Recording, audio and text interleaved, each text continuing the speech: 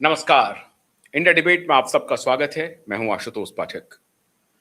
मित्रों, आज एक बड़ा फैसला आया और फैसला है दिल्ली के एक करकरडूमा कोर्ट का।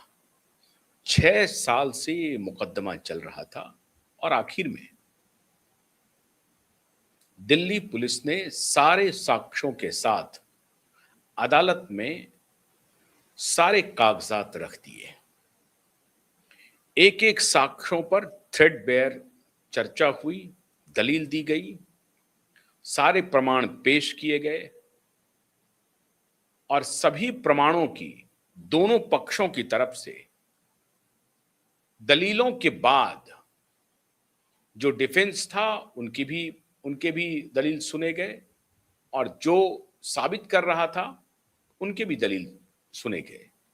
सारे दलीलों को सुनने के बाद, सारे साक्ष्यों गवाहों को गुजारने के बाद वो फैसला आया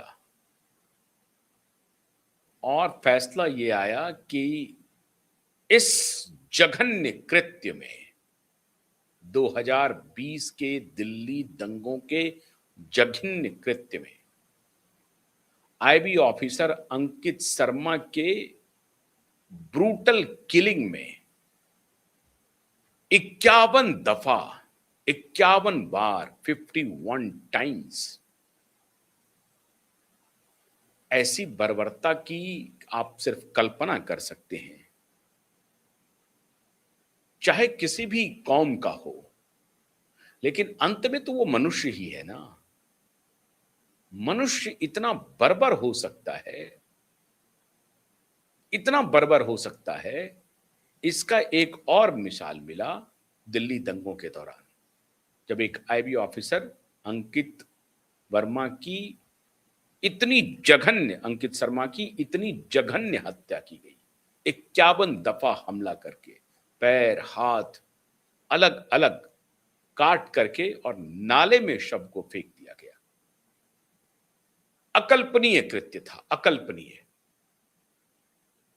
आज 6 वर्षों के बाद दिल्ली की अदालत ने दोषी करार दिया कि इस हत्याकांड में कौन कौन दोषी है और उसमें एक शख्स था ताहिर हुसैन। आम आदमी पार्टी का नेता था, बाद में आम आदमी पार्टी ने उसे निष्कासित किया, काउंसलर भी था वो। ताहिर हुसैन के साथ 6 और लोगों को दोषी पाया गया है और इन सभी को दफा 302 के अलावा एक अन्य केस में भी, अन्य धारा में भी दोषी पाया गया। लेकिन जो सबसे महत्वपूर्ण धारा है वो 302 की धारा है, जिसके तहत ताहिर हुसैन और उनके साथियों को दोषी मान लिया गया और अब 16 या 17 जुलाई को इस दोष की उन्हें क्या सजा मिलती है इसका प्रोनाउंसमेंट होना है। मतलब सजा सुनाई जाएगी, बस ये बाकी रह गया है। दोषी करार दे दिया गया है अदालत की तरफ से। दिल्ली पुलिस के तरफ से जितने साक्ष्य रखे गए, वकीलों ने जो दलील दी, दोनों पक्षों की दलील सुनने के बाद अदालत ने इसे दोषी मान लिया और सजा अब आने वाली है। यह है घटना का एक पक्ष। लेकिन आज मैं दुख के साथ कहना चाहूंगा उन सभी लोगों को, और मैं फिर कह रहा हूं कि जिस प्रकार की पत्रकारिता, जिस प्रकार का नैरेटिव ये लोग चला रहे हैं, बॉलीवुड के लोग, पत्रकार, और इस देश में एक संप्रदाय विशेष को जिस प्रकार से भड़का रहे हैं। ताहिर हुसैन हमारे लिए ना तो मुसलमान है, ना ही हिंदू है, ना ही सिख है, ना ही ईसाई है। ताहिर हुसैन इस देश का एक नागरिक था जिसने इतना जघन्य कृत्य किया और उनके साथियों ने मिलकर के एक जघन्य हत्याकांड को अंजाम दिया। बस इसके अलावा कुछ भी नहीं। लेकिन इस देश में एक वर्ग है जो जानबूझ करके ये नैरेटिव फैलाता है ताकि उनकी दुकान चलती रहे, वो अपनी दुकान चलाते रहे, वो अपना माल बेचते रहे, उनको पैसे की मिलते रहे, बैग मिलते रहे। बहुत दुख के साथ कहना पड़ रहा है और मैं हैरान हूं। एक व्यक्ति को, जो मान लीजिए कोई हत्यारा है, उसको हिंदू या मुसलमान या अन्य संप्रदाय, सिख, ईसाई, किसी भी संप्रदाय से जोड़ना अशोभनीय है। जिस किसी ने भी किया है इस तरह की घटना, वो एक मानव है, मानव के नजरिए से ही देखा जाना चाहिए। लेकिन क्या ऐसा हुआ? नहीं हुआ। और इसलिए नहीं हुआ क्योंकि ये नंगे लोग, मैं चाहता नहीं था इस तरह के कार्यक्रम को करना, मेरी कोई इच्छा नहीं थी कि नंगों के बारे में मैं चर्चा करूं, लेकिन इन नंगों की नंगई फिर से एस्टैब्लिश हुई, इसे बताना बेहद जरूरी है। इसलिए मैं ये कार्यक्रम कर रहा हूं, इसलिए मैं ताहिर हुसैन की चर्चा भी कर रहा हूं कि ताहिर हुसैन से भी अधिक खतरनाक ये नंगे लोग हैं। इनको नंगा करना बहुत जरूरी है। नंगे तो हो चुके हैं बहुत पहले से, लेकिन इनको नंगा करना बहुत जरूरी है। ये लच्छेदार शब्दों में, भाषा में कभी अटल बिहारी वाजपेयी को घेर रहे थे, तो इनको खूब बढ़िया से जवाब मिला। देखिए साहब, कौन कौन थे, सबकी मैं आज लाया हूं खुराक। ये हैं अमानतुल्लाह खान, आपके नेता हैं ये। ताहिर हुसैन बेकसूर हैं। बीजेपी अपने नेताओं को बचाने के लिए, आम आदमी पार्टी को बदनाम करने के लिए ताहिर हुसैन को झूठे केस में फंसा रही है। यह है इनका ट्वीट। आज ताहिर हुसैन सिर्फ इस बात की सजा काट रहा है कि वो एक मुस्लिम है। शायद आज हिंदुस्तान में सबसे बड़ा गुनाह मुस्लिम होना है। यह भी हो सकता है कि आने वाले वक्त में यह साबित कर दिया जाए कि दिल्ली की हिंसा ताहिर हुसैन ने कराई है। अब देखिए जो बात साबित है, जो स्पष्ट है, तथ्यों के आधार पर है, यह अमानतुल्लाह खान उस वक्त यह माहौल बना रहा है कि यह भी आगे हो जाएगा कि उसे इसके लिए जिम्मेदार ठहरा दिया जाएगा। मतलब अदालत में जो बातें हो रही हैं, वहां साक्ष्य की सुनवाई नहीं हो रही है, वहां जो तथ्य प्रस्तुत किए जा रहे हैं वो निराधार हैं। ठीक है, कोई बात नहीं है। अब दूसरा देखिए, बॉलीवुड देखिए कैसे रिएक्ट कर रहा है। बॉलीवुड का रिएक्शन देखिए, मैं बॉलीवुड का रिएक्शन दिखाता हूं और यकरंगी वाले का दिखाता हूं। मुझे इनका यकरंगी शब्द तो बड़ा ही मेरे जुबान पे आ गया है। यकरंगी चाहते हैं वो, ये बगिया वो यकरंगी बनाना चाहते हैं। तो देखिए यकरंगी वाले बगिया का, so many killed, so many injured, so many house burned, so many shops looted, so many people turned destitute, but police has sealed only one house and looking for his owner. Incidentally, his name is Tahir. ये देखिए साहब, his name is Tahir. Incidentally, his name is Tahir. Hats off to the consistency of Delhi police. देख रहे हैं, ऐसा नहीं है कि सिर्फ ताहिर गिरफ्तार हुआ है। अरे ताहिर के साथ 6 लोगों को सजा मिल गई, सैकड़ों की गिरफ्तारी हुई, सैकड़ों की पूछताछ हुई, लेकिन किंगपिन, अभी तो अंकित शर्मा के एक केस का फैसला आया है कि किस प्रकार से ब्रूटल हत्या की गई। आज अदालत के जरिए पार्षद ताहिर हुसैन को दिल्ली दंगों में दोषी करार दिए जाने पर बहुत दुखी हूं, यह अमानतुल्लाह कह रहा है। देखिए सुनिए, आज अदालत के जरिए पूर्व पार्षद ताहिर हुसैन को दिल्ली दंगों में दोषी करार दिए जाने पर बहुत दुखी हूं। अल्लाह उसके घर वालों को सब्र अता करे।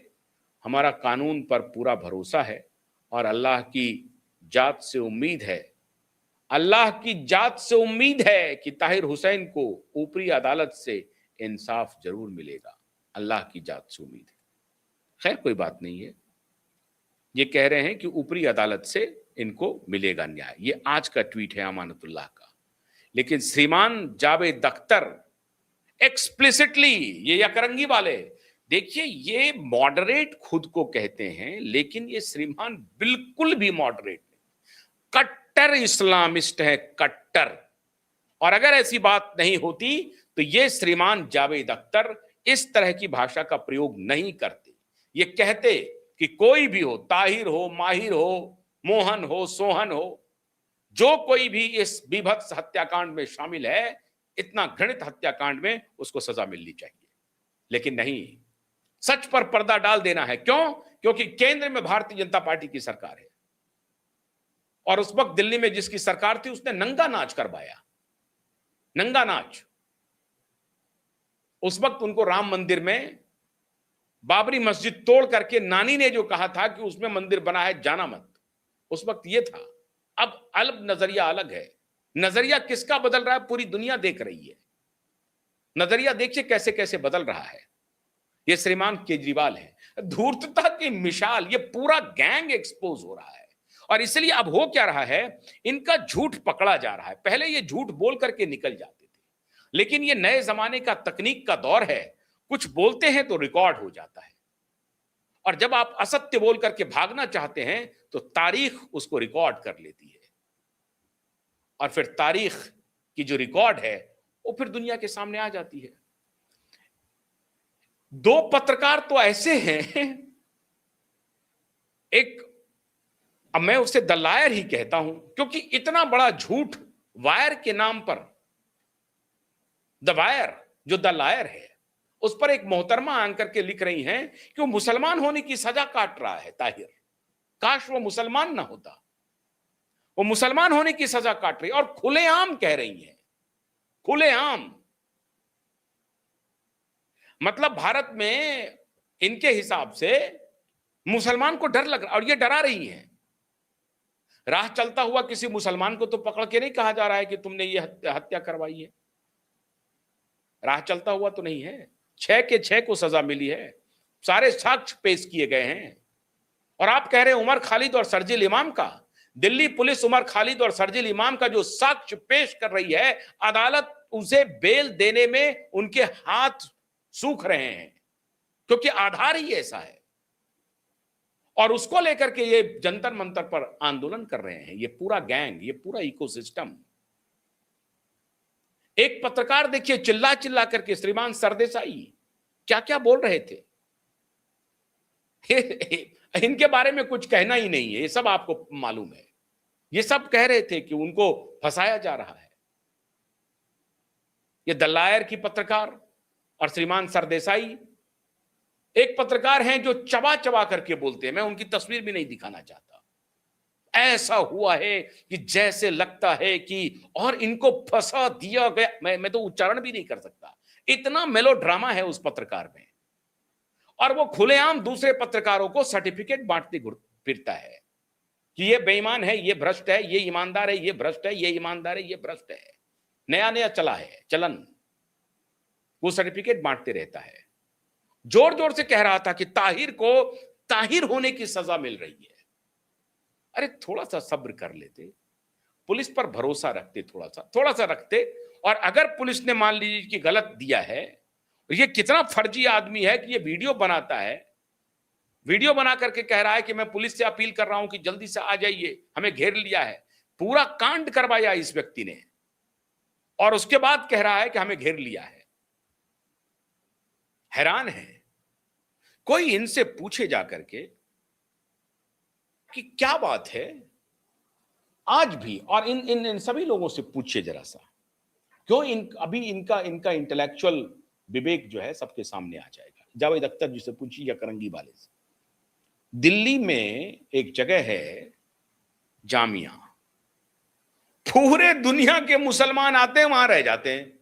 कहीं अगर दिल्ली कोई बाहर से आएंगे, पहले जामिया जाएंगे जहां रहने के लिए।